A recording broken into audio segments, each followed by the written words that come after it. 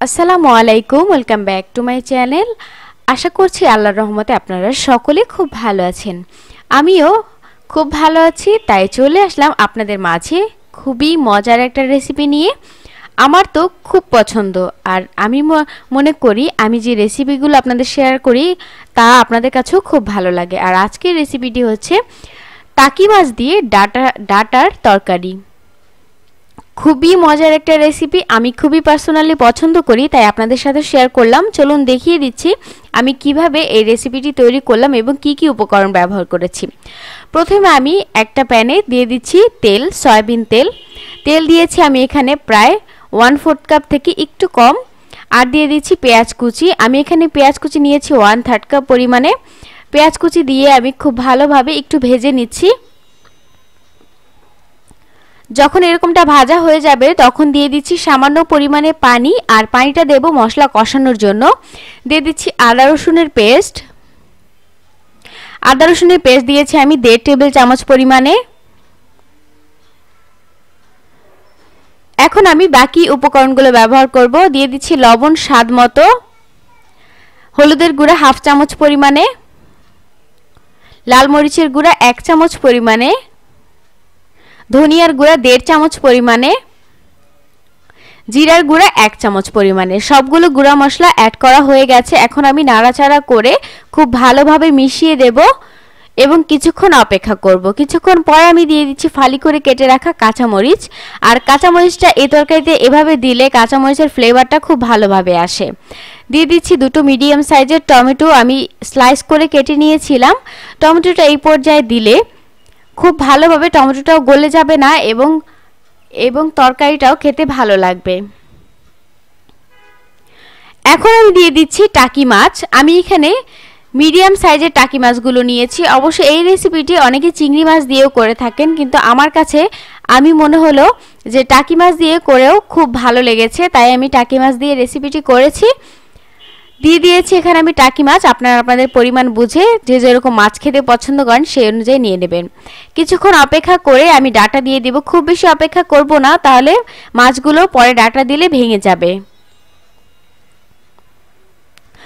আমি নিয়েছি 2 মুঠা ডাটার যতটুকু ডাটা হয় সবগুলো ডাটা আমি এখানে খুব ভালোভাবে বেছে ধুয়ে নিয়েছি।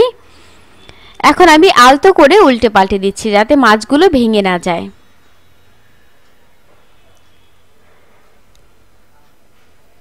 দেখতেই পাচ্ছেন আমি আলতো করে করেছি। এখন একটু এভাবে করে দিয়ে আমি ঢাকনা দিয়ে ঢেকে দেব আর অপেক্ষা করব। ডাটা থেকেও কিন্তু পানি বের হবে।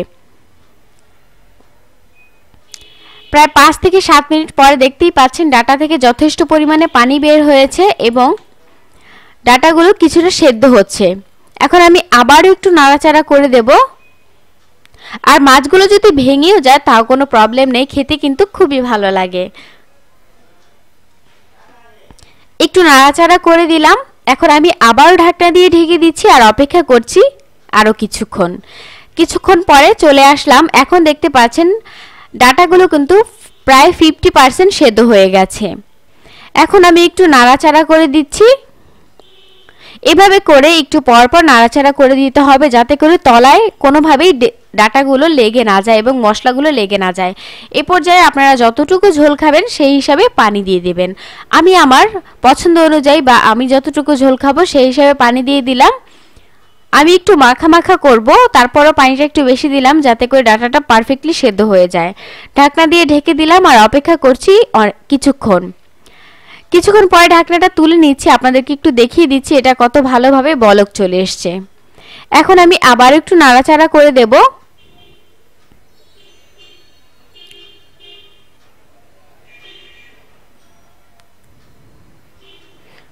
আবার ঢাকনা দিয়ে ঢেকে দেব আর অপেক্ষা করব। এ পর্যায়ে ঢাকনাটা তুলে নিচ্ছি। একেবারে ঝোলটা অনেকটা টেনে গেছে, আপনারা দেখেই বুঝতে পারছেন। আমি একটু আপনাদেরকে দেখিয়ে দিচ্ছি। আপনারা চাইলে এই পর্যায়ে একটু ধনিয়া পাতা দিয়ে তারপরে সার্ভ করতে পারেন।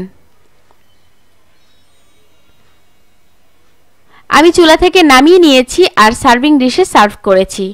আমার তো ভাত দিয়ে খেতে, গরম গরম ভাত দিয়ে খেতে খুবই ভালো লেগেছে। আমার মনে হয় আপনাদেরও খুব ভালো লাগবে, কারণ এত মজার একটা রেসিপি এবং একেবারে গ্রাম্য স্টাইলের একটা রেসিপি মিস করাটা কিন্তু ঠিক হবে না। ও আরেকটা কথা, যারা এখনো আমার চ্যানেলটি সাবস্ক্রাইব করেননি তারা কিন্তু এক্ষুনি সাবস্ক্রাইব করে ফেলবেন এবং পাশে থাকা বেল বাটনটি ক্লিক করে দিবেন। এতে করে আমি যতগুলো ভিডিও আপলোড করব সবার আগে আপনার কাছে পৌঁছে যাবে। আজকে এই পর্যন্ত, নেক্সটে আবারও আসবো নতুন কোনো ভিডিও নিয়ে। ততক্ষণ পর্যন্ত সবাই আমার সঙ্গে থাকুন, ভালো থাকুন, সবাইকে ভালো রাখুন। আল্লাহ হাফেজ।